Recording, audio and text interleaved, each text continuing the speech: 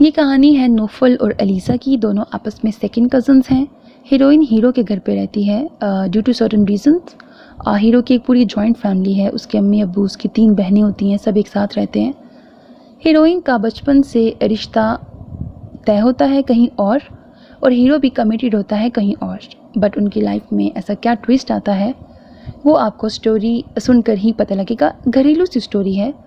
और जहाँ तक हीरो के कैरेक्टर की बात है, वो प्ले बॉय तो नहीं है उसका कैरेक्टर, बट हाँ मैंने एक चीज़ गौर की कि हीरो को बहुत जल्दी प्यार हो जाता है और बहुत जल्दी होता है और बहुत अलग अलग लोगों से होता है।